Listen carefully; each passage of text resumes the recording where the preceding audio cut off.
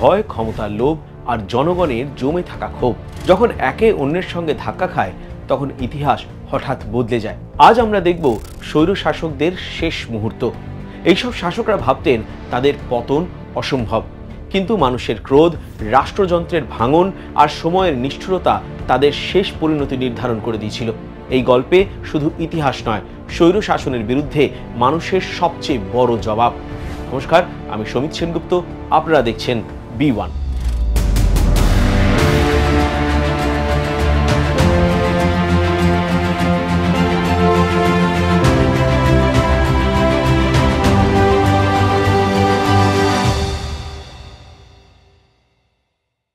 (1989) Romania, শীতের সকালে বিস্ফোরণ। ডিসেম্বর 1989, বুখারেস্টের প্যালেস স্কোয়ার। তাপমাত্রা প্রায় হিমাঙ্কের নিচে, কিন্তু ভিড় জমেছে 50,000-এরও বেশি মানুষের। তাদের অধিকাংশই এখানে এসেছে জোর করে। কাউকে অফিস থেকে তোলা হয়েছে, কাউকে স্কুল থেকে। আর তারা অপেক্ষা করছে একজন মানুষের জন্য, নিকোলাই সাউচেস্কু। 24 বছর ধরে রোমানিয়ার সর্বশক্তিমান নেতা, যার শাসন ছিল ভয়ের, দমনের, পীড়নের আর প্রচারের উপর দাঁড়িয়ে থাকা এক সাম্রাজ্য। কিন্তু কয়েকদিন আগেই তিমিশোয়ারা শহরে ঘটেছিল এমন কিছু যা সাউচেস্কুর 24 বছরের শাসনকে মুহূর্তের মধ্যে কাঁপিয়ে দিয়েছিল। একজন ব্যক্তি সরকারের বিরুদ্ধে কথা বলেছিলেন, তাকে গ্রেফতার করতে গেলে স্থানীয় মানুষ বাধা দেয়। সাউচেস্কুর বাহিনী সেদিন গুলিবর্ষণ করে, মৃতদেহ পড়ে থাকে রাস্তায়, রক্তের গন্ধ ছড়িয়ে যায় আর দেশ জুড়ে ক্ষোভ জ্বলে ওঠে। সাউচেস্কুর শেষ বক্তৃতা, নকল করতালি আর বাস্তব বিদ্রোহ। 21 ডিসেম্বর, বুখারেস্ট। সাউচেস্কু ঘোষণা করেন জনতার সমর্থন দেখাতে তিনি দেবেন এক ঐতিহাসিক ভাষণ।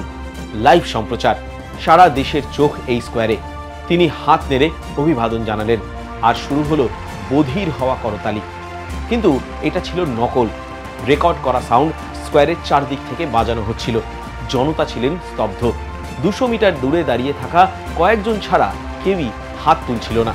হঠাৎ বক্তৃতার মাঝে ভিড়ের পেছনে শোনা গেল চিৎকার, হইচই, লোহা ভাঙার শব্দ। ক্যামেরা হঠাৎ আকাশের দিকে তাক করল। বিক্ষোভকারীরা ভেঙে ফেলেছে ব্যারিকেড। তারা দৌড়ে আসছে সাউচেস্কুর দিকে। ওরা গুলি করছে। চিৎকার করলেন সাউচেস্কুর স্ত্রী এলেনা। ওরা বাড়ির ভিতরে ঢুকে পড়েছে। চিৎকার নিরাপত্তা কর্মীর। বিশৃঙ্খলা এত তীব্র হলো যে সাউচেস্কু ভেবেছিলেন এটা একটা ষড়যন্ত্র, কোনো অজানা বাহিনী তাকে উৎখাত করতে এসেছে। রাত নামতেই বুখারেস্ট পরিণত হলো যুদ্ধক্ষেত্রে। সাউচেস্কুর সেনা, ট্যাঙ্ক, গোপন পুলিশ সব নামালেন। স্নাইপার ছাদে ওঠানো হলো। কিন্তু পরদিন ভোরে ঘটে গেল ঐতিহাসিক মোড় ঘোরানোর ঘটনা। সেনারা গুলি করতে অস্বীকার করে। অনেকেই স্লোগান দিতে শুরু করলো জনতার সাথে, ডাউন উইথ সাউচেস্কু। এটাই শেষ আঘাত। স্কোয়ার ঘিরে ফেলল লক্ষাধিক মানুষ। সাউচেস্কু ও তার স্ত্রীকে দ্রুত বাড়ির ছাদে আনা হলো। একটি হেলিকপ্টারও প্রস্তুত ছিল সেখানে। তারা সেই হেলিকপ্টারে করে উড়ে গেলেন। কিন্তু রোমানিয়ার সামরিক বাহিনী তখন ইতিমধ্যেই বিপ্লবের পক্ষে দাঁড়িয়েছে। হেলিকপ্টার উপরে উঠতেই কিছুক্ষণের মধ্যেই ঘোষণা করা হলো সব উড়ান নিষিদ্ধ। অজ্ঞাত বিমান দেখলেই গুলি করা হবে। হেলিকপ্টারের পাইলট হঠাৎ করে চপার একটা রাস্তায় ল্যান্ড করালো। পরে সাউচেস্কু তার স্ত্রীকে নিয়ে একটি গাড়ি ছিনতাই করলেন এবং পাশের গ্রামে লুকিয়ে পড়লেন। কিন্তু শেষমেশ স্থানীয়দের হাতে ধরা পড়লেন। এরপর এক নাটকীয় বিচার ও মৃত্যুদণ্ড। 25 ডিসেম্বর, সামরিক ব্যারাকে গঠিত হলো এক্সট্রাঅর্ডিনারি মিলিটারি ট্রাইব্যুনাল, এক বিশেষ আদালত মাত্র সেই দিনের জন্য। অভিযোগ গণহত্যা, রাষ্ট্রদ্রোহ, দেশের অর্থনৈতিক ধ্বংস, বিদেশে বিলিয়ন ডলার পাচার, জনগণের বিরুদ্ধে অপরাধ। সাউচেস্কু বিচারকে বললেন অবৈধ। এলেনা চিৎকার করলেন বিচারকদের দিকে। দুজনেই রাগে ফুঁসছিলেন। বিচার চলল মাত্র 2 ঘন্টা। রায় প্রস্তুত। কোনো আপিল নেই, কোনো সময় নেই, তাৎক্ষণিক মৃত্যুদণ্ড। দুজনকে ব্যারাকের বাইরে আনা হলো। এলেনা কান্নায় ভেঙে পড়লেন, চিৎকার করছিলেন। সাউচেস্কু শেষবার গাইলেন ইন্টারন্যাশনাল গানের প্রথম লাইন।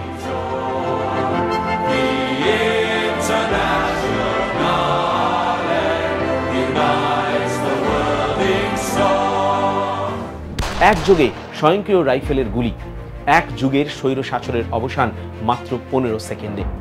এবার আসি আরেক শাসকের গল্পে, লিবিয়ার নেতা মুয়াম্মার গাদ্দাফি। 42 বছর ধরে ক্ষমতায় ছিলেন। এই ক্ষমতায় থাকাকালীন গাদ্দাফি ছিলেন এক বাক্যে সেনাবাহিনীর নেতা, রাষ্ট্রপ্রধান, বিপ্লবের স্থায়ী গাইড এবং একরকম লোহার মুঠোয় দেশের নিয়ন্ত্রক। সালটা 2011। লিবিয়ায় ছড়িয়ে পড়েছে বসন্ত। বেঙ্গাজি, মিসরাতা, ত্রিপোলি সব শহরের মানুষ রাস্তায়। গাদ্দাফির প্রতিক্রিয়া ছিল নির্মম, যে বিক্ষোভ করবে তাকে চিরতরে মাটির সঙ্গে মিশিয়ে ফেলা হবে। সেনা পাঠানো হলো, ট্যাঙ্ক নামলো, বিক্ষোভকারীদের উপর রকেট ছোড়া হলো, কিন্তু ক্রোধ আর ক্ষোভ থামানো গেল না। সারা দেশে ছড়িয়ে পড়ল গৃহযুদ্ধ। ন্যাটো হস্তক্ষেপ করলো, গাদ্দাফির বাহিনী পিছিয়ে যেতে লাগলো। ত্রিপোলি পতনের পর তিনি পালালেন সাইরতে। 20 অক্টোবর 2011 গাদ্দাফির কনভয়ে বোমা হামলা হয়, ক্ষতিগ্রস্ত হয়। তিনি দৌড়ে লুকান একটি ড্রেনের পাইপে। এখানেই তাকে ঘিরে ধরে বিদ্রোহীরা। ডোন্ট শুট, ডোন্ট শুট, আমি তোমাদেরই নেতা, শেষ চিৎকার গাদ্দাফির। কিন্তু ততক্ষণে যারা এসে গেছে তাদের আর হারানোর কিছু নেই। তাদের পরিবার নিহত, ঘরবাড়ি ধ্বংস। এরা চায় প্রতিশোধ। গাদ্দাফিকে টেনে হিঁচড়ে বের করা হয়, রাস্তার মাঝেই মারধর করা হয়, আর অবশেষে গুলি করে হত্যা করা হয়। কোনো আদালত নয়, কোনো ট্রাইব্যুনাল নয়, এটা ছিল হাজারো মানুষের ক্ষোভের প্রতিশোধ। তার দেহ কোল্ড স্টোরেজে রাখা হয়, যাতে মানুষ দেখতে পারে এক যুগের স্বৈর শাসকের পতন। আধুনিক ইতিহাসে নাটকীয়ভাবে আরও কিছু শাসকের পতন ঘটেছে, যেখানে আছে গোপন ষড়যন্ত্র, জনতার ক্রোধ আর ক্ষমতার নির্মম পরিণতি পরিলক্ষিত হয়েছে। ভিয়েতনাম, নেগো দিন দিয়েম। 1963 সালে দক্ষিণ ভিয়েতনাম অস্থিরতায় ভরপুর। বৌদ্ধদের ওপর দমন পীড়নের ক্ষোভ ছড়িয়ে পড়েছে জনতা আর সেনাবাহিনীতে। এই সুযোগে জেনারেল দুয়ং ভ্যান মিম যুক্তরাষ্ট্রের নিঃশব্দ সমর্থন নিয়ে অভ্যুত্থানের পরিকল্পনা করেন। সিআইএর কর্মকর্তা লুসিয়েন কোনেই বলেন, আমরা ডিএমকে রক্ষা করব। এরপর 1 নভেম্বর অভ্যুত্থান। পরদিন গির্জা থেকে গ্রেফতার আর সাজোয়া গাড়ির ভেতরে ডিএম এবং তার ভাইকে নির্মমভাবে হত্যা করা হয়। দক্ষিণ কোরিয়া, পার্ক চুং হি। 70-এর দশকে দক্ষিণ কোরিয়ার উন্নয়ন হলেও বাড়তে থাকে স্বৈর শাসন। 26 অক্টোবর 1979, অকল্পনীয় ঘটনা। কেসিআই এর প্রধান কিম জে গিউ নৈশভোজের টেবিলে পার্ককে গুলি করে হত্যা করেন। তার দাবি, দেশকে গণতন্ত্রে ফেরাতে এটা প্রয়োজন ছিল। পরে কিমের ফাঁসি হয় আর সেনাবাহিনীর শুরু হয় ক্ষমতার লড়াই। নিকারাগুয়া, আনাস্তাসিও সোমোজা। নিকারাগুয়ার স্বৈর শাসক সোমোজা দুর্নীতি, হত্যা আর দমন পীড়নের কুখ্যাত ছিলেন। দেশ ছেড়ে পালানোর 1 বছর পর সান্দিনিস্তা কমান্ডো টিম RPG-7 দিয়ে তার গাড়ি উড়িয়ে দেয়। দেহ এতটাই পুড়ে গেছিল যে পরিচয় সুনিশ্চিত করা হয় শুধুমাত্র পায়ের মাধ্যমে। ডোমিনিকান প্রজাতন্ত্র, রাফায়েল ট্রুজিও। 30 মে 1961, তাঁরই সমর্থকদের একটি দল ট্রুজিওর গাড়িতে অ্যাম্বুশ করে হত্যা করে। হত্যার পর তার ছেলে রামফিস ভয়ঙ্কর দমন পীড়ন চালায়, কিন্তু ট্রুজিও যোগ দ্রুতই ভেঙে পড়ে। স্বৈরশাসকের পতন কখনো আসে গোপন ষড়যন্ত্রে, কখনো জনতার বিস্ফোরিত ক্রোধে, কখনো বিদেশি শক্তির সমর্থনে। কিন্তু প্রতিটি পতন একটাই সত্যি কথা বলে যায়, ক্ষমতা চিরস্থায়ী হয় না। ক্ষমতা যখন এক হাতে কেন্দ্রীভূত হয়, যখন ভয় শাসনের ভিত্তি হয়, যখন মানুষ কথা বলার সুযোগ পায় না, যখন রাষ্ট্রযন্ত্র সত্য লুকায়, তখন শেষটা সবসময়ই এক। স্বৈরশাসনের পতন অবশ্যম্ভাবী। ইতিহাস বারবার সতর্ক করে, যে ক্ষমতা ভয় দিয়ে টিকে থাকে তা একদিন না একদিন ভেঙে পড়ে ভয়ঙ্কর শব্দে। চাউচেস্কুর দেওয়ালে পাশে পড়ে থাকা দেহ আর গাদ্দাফির রাস্তায় পতন মনে করিয়ে দেয়, যেখানে স্বাধীনতা রুদ্ধ, সেখানে একদিন না একদিন জনতার রোষই শেষ বিচারক হয়ে উঠবে।